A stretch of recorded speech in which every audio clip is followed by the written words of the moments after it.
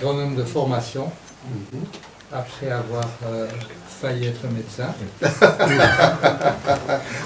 Vous avez été conseiller climat, environnement et impact socio-économique du ministre des Affaires étrangères, voilà, de la RDC. Vous avez même fait du développement marketing pour des stations de radio locales. De paperasse, vous êtes un homme de terrain. Et vous présentez dans vos derniers curriculums, ou même dans les premiers, un très joli mot, et j'aimerais que vous m'expliquiez un peu ce que ça veut dire. Oui, pourquoi sculpteur de... Vous savez, cette idée-là m'est venue parce qu'on était chez moi sur le plateau des Batékés avec mon équipe. On était quelque part aux alentours des 2008-2009, quelque chose comme ça, et on était occupé à préparer des terrains sur des sols de savane que nous allions transformer en forêt. Et donc quand on prépare le sol, en fait on retire la végétation qui est en place pour remettre après une autre végétation.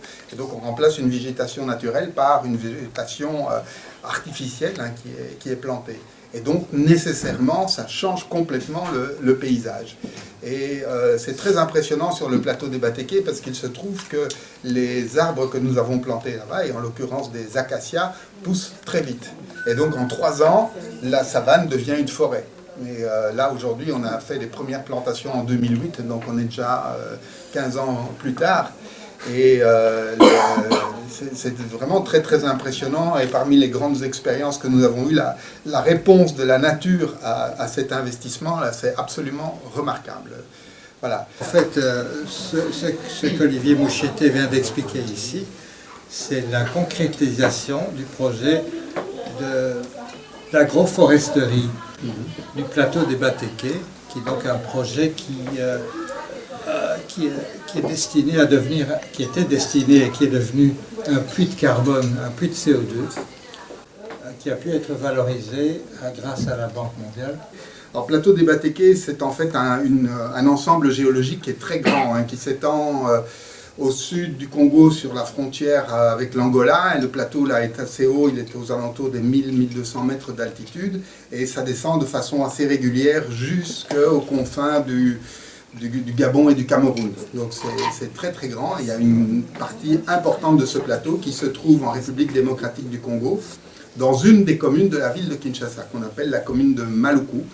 Et alors il se trouve que par mon papa, nous avons hérité d'un terrain qui fait plusieurs milliers d'hectares et qui était essentiellement un terrain de savane qu'il fallait donc mettre en valeur. Et j'ai commencé ma carrière de l'autre côté du pays, vers chez toi, un peu plus vers le sud, c'était à Bukavu et non pas à Goma. Et là, j'ai animé une communauté locale pour aménager des zones marécageuses, avec comme objectif principal en fait d'apporter des solutions à la problématique de la malnutrition. Mais je raconte ça pourquoi? Parce que dès le début, à cet endroit-là, et là on est au début des années 90, donc l'époque de Rio, là, il y avait 2 préoccupations. La première était de réussir à mettre en place de l'agriculture qui soit à la fois de l'agriculture alimentaire et de l'agriculture productrice d'énergie, en l'occurrence du bois énergie. Et le deuxième grand défi, c'était d'animer les communautés locales pour les orienter vers des processus vertueux, plutôt que de les laisser s'égarer dans des processus beaucoup plus périlleux, comme par exemple la pratique de l'agriculture sur abatis brûlis, qui est en fait le grand problème de l'Afrique centrale. Et donc, dès le début, nos cerveaux ont commencé à tourner là-dessus.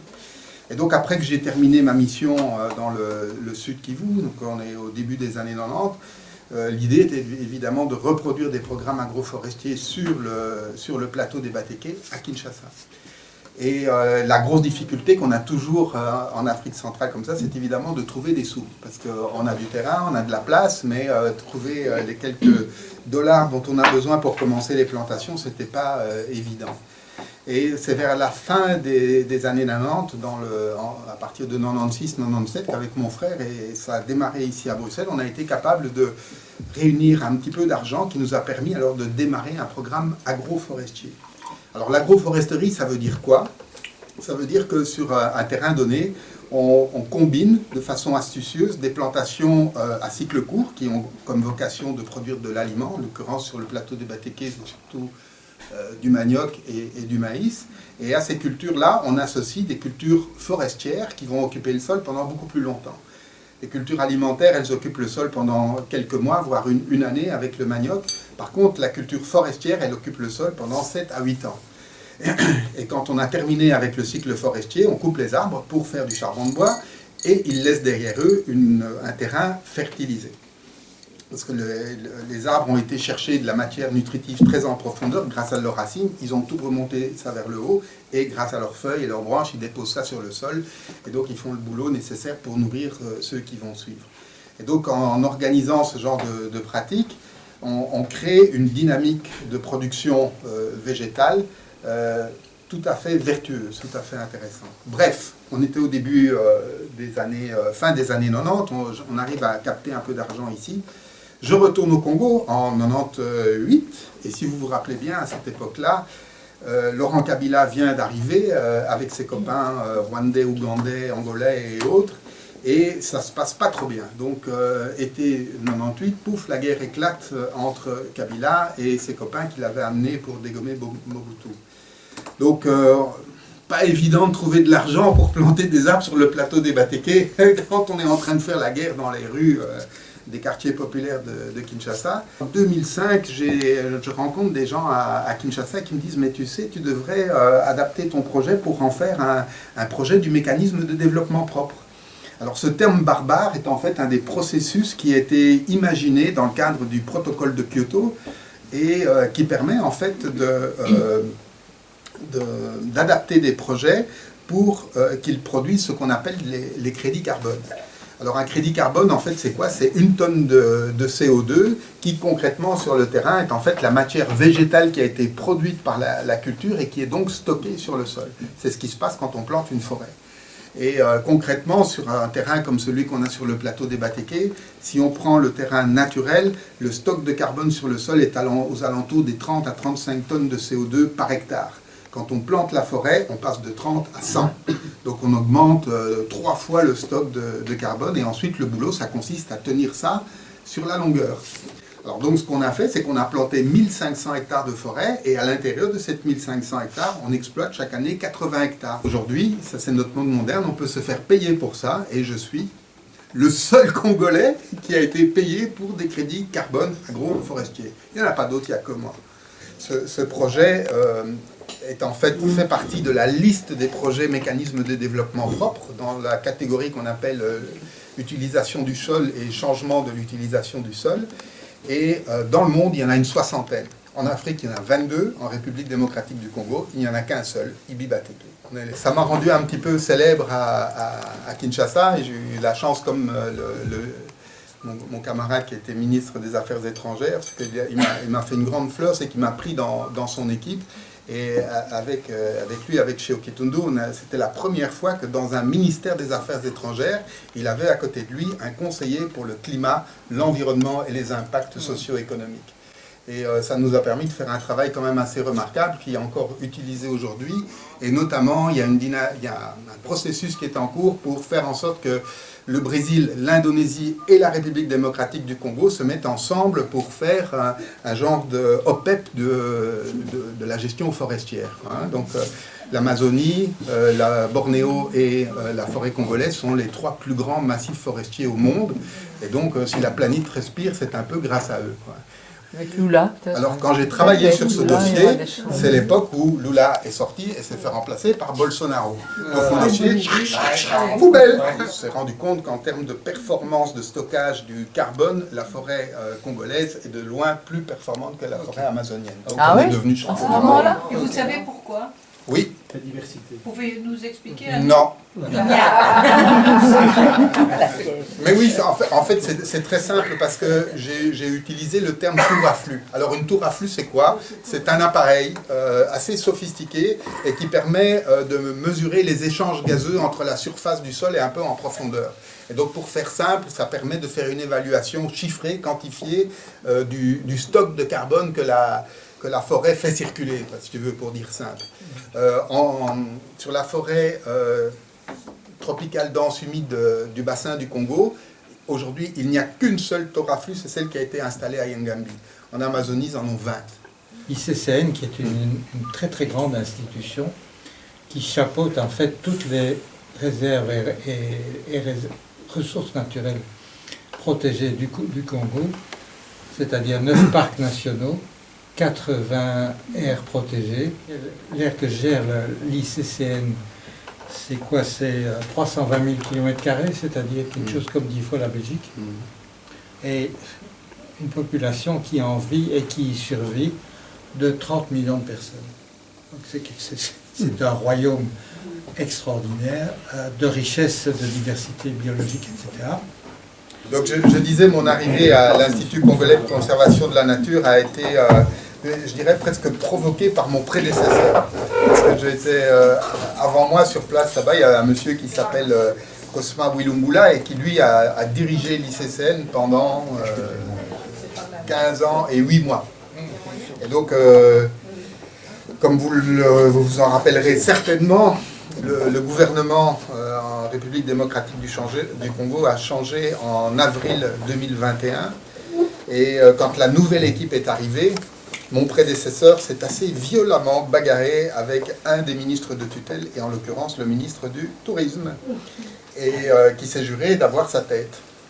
Et donc, un beau jour de mai, j'étais en train de diriger tranquillement le domaine de Bomboloumene, sur le plateau des Batéké, bien évidemment. Hein, et le ministre vient nous dire un petit bonjour, et là, il voit ce que j'ai fait là-bas. Et alors il a dit, c'est toi qui as fait ça? Je dis, oui, c'est moi qui ai fait ça. Je dis, mais c'est extraordinaire. En fait, on avait construit 5 plateaux qu'on appelle plateaux de glamping, avec glamour camping, et qui sont construits à flanc de colline, et donc qui surplombent le canopy forestier. Donc c'est très joli, paradisiaque, on peut le dire. C'est très joli, et le ministre du Tourisme, il voit ça, il tombe amoureux, il dit, toi, petit, il faut que tu viennes parler avec moi. Et il me dit, petit, il mesure 1m60. Et donc, on commence à discuter, et un beau soir, nuitamment, dans un des bistrots de Kinshasa, il me dit, mais au fond, mon petit, est-ce que tu voudrais pas devenir DG à la place du DG? Je me dis, bah, c'est une excellente idée, et puis bouf, voilà. Ils m'ont bombardé, directeur général intérimaire de l'ICCN, et il dit, oh, maintenant tu mets de l'ordre, et tu nous nettoies tout ça, et puis on se reverra plus tard. Alors, j'ai fait ça. Même aussi peut-être l'occasion de dire, parce que l'Institut congolais de conservation de la nature, en fait, c'est un établissement public de l'État congolais qui a été créé au début des années 70 par Mobutu, et qui avait vocation, comme son nom l'indique, à développer tout un ensemble d'activités pour conserver la nature et la biodiversité. Et du coup, cet établissement a récupéré la gestion de l'ensemble de ce qu'on appelle les aires protégées, et qui est en fait un terme reconnu par l'IUCN, hein, donc l'Institut international de conservation de la nature. Et à l'intérieur du vocable aires protégées, il y a différentes déclinaisons. Le plus haut statut, c'est parc national. Et au Congo, on en a 9, dont notamment le parc national de Virunga, Garamba, Upemba, Salonga. Le parc marin des mangroves est aussi un parc national, et voilà, on en a 9. Kaouzi-Biega, c'est là où c'est le plus facile de voir les gorilles, c'est au Kaouzi-Biega. Et donc, en plus de ces parcs nationaux, on a aussi ce qu'on appelle les domaines de chasse et réserves naturelles, qui se déclinent aussi en différentes catégories. On a aussi les jardins botaniques et les jardins zoologiques. Et donc au total, ça fait effectivement 80 aires protégées qui, si on les met toutes ensemble, on dépasse les 320 000 km² de surface.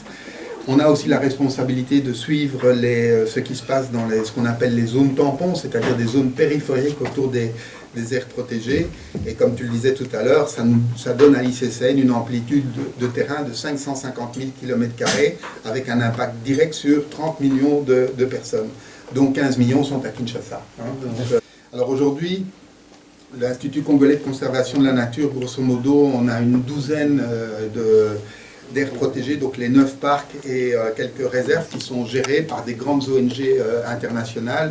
La plus célèbre et la plus connue, c'est la Fondation Virunga, qui est gérée par le prince Emmanuel de Mérode, et donc lui, ils sont basés à Goma. Il y a African Park Network, il y a African Wildlife Foundation, il y a Bonobo Conservation Initiative, il y a évidemment le WWF qui est à Salonga. On a le zoo d'Anvers aussi qui est très opérationnel chez nous. Et donc voilà, et ces grandes ONG travaillent en partenariat avec l'Institut congolais de conservation de la nature à travers ce qu'on appelle des contrats de cogestion. Et donc clairement, ça veut dire que l'ONG s'occupe de gérer les aspects, je veux dire, strictement techniques, et l'Institut, lui, gère à la fois la sécurité du foncier et bien sûr les rangers, les éco-gardes, c'est-à-dire le personnel armé qui est censé protéger les parcs. À 3800 éco-gardes à l'heure actuelle, et quand tu es arrivé, non seulement je crois qu'il n'y avait pas une ligne de comptabilité à l'ICCN, mais ces braves gens qui se dévouent sur le terrain et qui risquent leur vie n'avaient plus vu leur salaire réajusté depuis 2015, je crois. C'est ça, oui. Donc c'était un challenge qu'il a fallu rencontrer avec succès, je crois, parce qu'aujourd'hui, ces gardes au moins sont payés convenablement et on peut dire que leur peau vaut un peu plus cher maintenant. Justement, du fait de la nature de leur travail, les rangers, les éco-gardes connaissent évidemment excessivement bien le terrain sur lequel ils travaillent et ils sont de ce fait perçus par les groupes armés comme étant des agents de renseignement et donc ils deviennent des cibles dangereuses. Mais c'est très important cet aspect de distinguer entre les civils et les militaires. Et ça, c'est un des points faibles aujourd'hui de l'ICCN, parce qu'en fait, le statut des Rangers n'a pas été encore clairement validé. Et donc, aujourd'hui, ce groupe de personnes, qui sont quand même plus de 3000, sont en fait commandés par des militaires délégués par les forces armées congolaises. Et donc, du coup, c'est des militaires qui dirigent des civils qui ont quand même le droit de porter des armes et le droit de s'en servir selon des règles d'engagement au feu qui sont spécifiques des civils. Et en clair, ça veut dire qu'ils ne peuvent pas être les premiers à tirer sur quelqu'un. Et en général, s'ils tirent, c'est pas pour tuer, c'est pour faire peur, quoi. Alors, quand on est confronté à un ennemi qui, lui, est un militaire sans foi ni loi, ça pose évidemment un certain nombre de problèmes. L'Institut congolais de conservation de la nature constitue un des établissements publics de l'État qui a justement cette possibilité, cette vocation d'entretenir de la paix dans les territoires. Et pour que ça fonctionne, la meilleure façon de procéder, c'est évidemment d'établir des partenariats de collaboration avec les communautés locales. Les rangers ne sont évidemment pas suffisamment nombreux. Bon, on a dit il y a 3000 personnes, mais ces 3000 personnes, si vous prenez Garamba, réserve de faune à Okapi, donc Epulu, Virunga et Kaouzi-Biega, vous avez 70% du personnel qui se trouve là-bas. Sur 4 parcs nationaux, on en a 80 à gérer. Donc ça veut dire que dans tous les autres, c'est désertique, quoi. Moi, j'ai géré le parc, c'est pas un parc, c'est une réserve, la réserve de Bomboloumene, 3500 km², 20 personnes pour gérer ça. Déjà, sur le plateau de Bateke, il n'y a qu'un bon millier d'hectares. Je crois que ça a permis de mettre au travail 1000 personnes à peu près. Pour mettre un peu d'ordre dans les chiffres, en fait, sur le puits de carbone agroforestier Ibi-Bateke, on exploite chaque année entre 80 et 90 hectares de forêt, avec comme objectif de produire du charbon de bois avec les arbres qui ont suffisamment poussé, et aussi de produire de la nourriture, du manioc et du maïs, donc il ne faut quand même pas l'oublier non plus, c'est important, et puis surtout de préparer, de créer les conditions pour que la forêt revienne tout de suite, et ça marche très très bien. Chaque hectare qu'on exploite donne du travail en direct à 10 personnes. 80 x 10, 800 personnes en direct. Mais en plus de ça, il y a tous les manutentionnaires, ceux qui font la commercialisation en ville, etc. etc. C'est quasiment 2000 personnes qui travaillent avec 80 hectares de forêt. Les Lilliputiens, quoi. Et donc, une fois qu'on m'a installé dans le fauteuil du directeur général du CCN, je me suis dit, mais au fond, pourquoi est-ce qu'on ne ferait pas ça sur l'ensemble du patrimoine que nous avons? Alors évidemment, on ne peut pas faire de l'agriculture directe dans ce qu'on appelle les aires protégées, surtout celles qui sont totalement réservées, mais par contre, on peut travailler dans les zones tampons. Et donc, le territoire des zones tampons étant très grand, il est possible évidemment de faire pas mal de choses. Et le premier grand projet que nous avons défini dans ce sens-là, on l'a appelé Corridor écologique du plateau des Bateke. Et l'idée était en fait, comme son nom l'indique, de créer un vaste espace dans lequel on allait multiplier cette expérience de déploiement de l'agroforesterie sur 1 millier de villages. Et donc dans chacun des villages, il était question de faire 300 à 500 hectares de culture agroforestière. Encore une fois, vous aurez vite fait le calcul, 500 fois 1000, on parle de 500 000 hectares, quoi, qui impacte évidemment un très très grand nombre de personnes. Et ce territoire va au sud de la frontière avec l'Angola et remonte au nord jusqu'à l'extrémité nord du territoire de Kwamut dans la province de Maindombe. 350 km de long, 100 km de large, 35 000 km², 10% plus grand que la Belgique. Et ça, on est juste à côté de Kinshasa. La superficie arable, hein, donc cultivable comme ça tout de suite au Congo, c'est 80 millions d'hectares sur l'ensemble de la République démocratique du Congo. À l'heure actuelle, il n'y a même pas 7 qui sont en exploitation. Donc on est à moins de 10% d'exploitation du sol. Donc il y a en fait un potentiel productif, surtout si on se met sur des modèles un peu viables, qui est parmi les meilleurs au monde, pas seulement en Afrique. Je travaille avec un réseau de coopératives de 93 000 membres. Et chaque membre a au moins un demi-hectare de terre. Donc on peut faire le calcul. Et là, c'est juste des coopératives qui sont intégrées dans le réseau. Donc 56 coopératives. Il y en a beaucoup plus que ça dans la région du Nord et du Sud Kivu. L'idée, ce serait de pouvoir justement déployer, parce que l'agroforesterie, c'est dans la culture du café, est assez intéressante. Bien sûr. Elle garantit non seulement tout ce que tu as dit, mais en plus de la qualité dans le cadre du café, de la qualité du café. Donc l'idée, c'est pour ça que j'étais aussi intéressée ce soir. Il me paraissait important de parler des communautés locales. Et à l'échelle nationale, il est évident que les différentes aires protégées de l'ICCN sont en contact avec des communautés, des ethnies très très différentes. Et de cette diversité peut naître pas mal de choses. Alors, quand même, par rapport au travail que j'ai eu à faire pendant 14 mois à l'ICCN, il faut bien savoir que quand je suis arrivé là, j'ai trouvé une institution dans un état de délabrement assez fortement prononcé. Et donc, avant de s'occuper à organiser les communautés autour de chez nous, il a d'abord fallu faire un très très gros travail de réaménagement, d'abord d'appréciation le plus correct possible de l'état des lieux, et puis ensuite de commencer alors à rayonner vers l'extérieur. Je veux dire, on m'a un petit peu coupé les ailes à ce moment-là, parce que c'était la phase suivante dans laquelle il fallait s'engager. Mais ce qui était, je pense, assez positif, c'est qu'il y avait déjà pas mal de choses qui étaient en chantier, et notamment grâce à des financements de la coopération allemande, on était occupé à développer tout un dispositif de gestion des plaintes. Alors, ça n'a l'air de rien quand on dit ça comme ça, c'est un petit peu juridique, mais en fait, ce type de dispositif a quand même comme intérêt majeur d'organiser, de favoriser la communication spontanée. Ça, c'est déjà quand même pas mal, ça permet de remonter pas mal d'informations et de créer des passerelles de communication avec les communautés locales. Et donc de créer des espaces agroforestiers sur lesquels on met à disposition des communautés locales des portions de terre. Et du coup, les paysans sont encouragés à développer des mini-entreprises agricoles avec des productions assez variées. On en discutait ici tout à l'heure. Et tous ces dispositifs sont occupés en ce moment même à se mettre petit à petit en place. Il faut nécessairement qu'il y ait un dispositif politique qui organise ces développements-là, parce que sinon on reste cloisonné sur des petites échelles avec des impacts relativement réduits, et du coup c'est très très difficile à mettre en œuvre. Alors cet encadrement politique, aujourd'hui nous ne l'avons pas. Et vraiment, il faut dire les choses telles qu'elles sont. Ça reste à organiser, et ça va prendre du temps. Ça ne va pas se faire en deux coups de cuillère à peau. L'autre chose qui est aussi très très importante, et les deux sont évidemment très fortement liés, c'est de créer des conditions qui permettent d'accompagner les communautés locales sur les nouveaux dispositifs qui sont mis en place.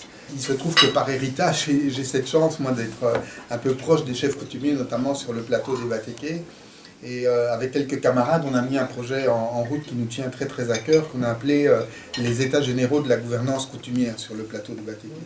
Donc j'ai ici dans la salle à côté de moi quelques collègues qui appartiennent au groupe des Bantous, un petit peu comme moi, et nous savons tous que ces peuples-là ont pendant des siècles travaillé avec des organisations sociales et politiques d'un très très haut niveau d'organisation.